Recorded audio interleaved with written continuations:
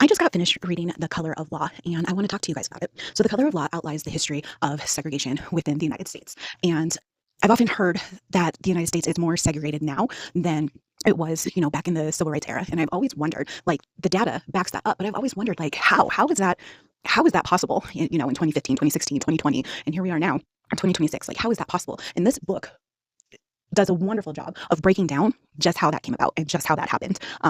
And one of the things that really struck me was the amount of like brain power that goes in to, not to like oversimplify it, but the amount of brain power and creativity and resources that go into simply hating Black folks is just blows my mind. Like, just blows my mind. There are so many better ways to spend your time and energy and things than to be scheming against Black folks.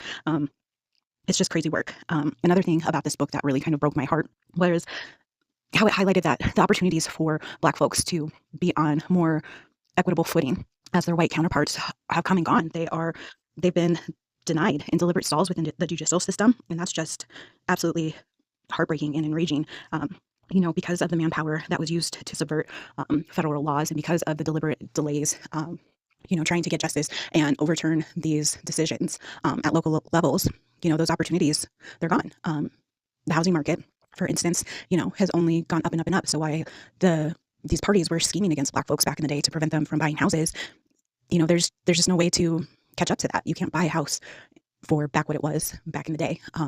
And so it really broke my heart, and it really, really made me angry, especially how these housing authorities and stuff really plotted and schemed and went out of their way to prevent Black folks from being able to purchase property in certain neighborhoods. And it, on a personal level, it extra made me mad because my husband's a real estate agent, and that just would never, that kind of creativity, if you will, would never cross his mind. That kind of scheming would never cross his mind. And it's disgusting to know that lots of people back then, and probably even now, participate in these practices.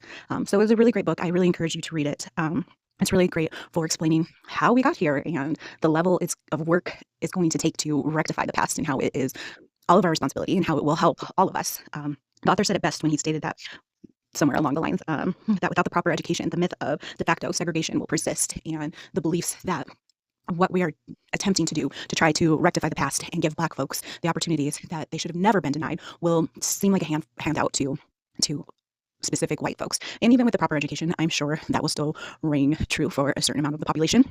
But hopefully not as much. And regardless, it's still necessary. It's still needed. It's still past time. So go ahead and give The Color of Law a read. And I don't know, happy learning. Hang in there. Don't forget that reading and learning are acts of resistance. And so let's all try to aspire to be as well read and knowledgeable as we can in these coming days and in these coming years.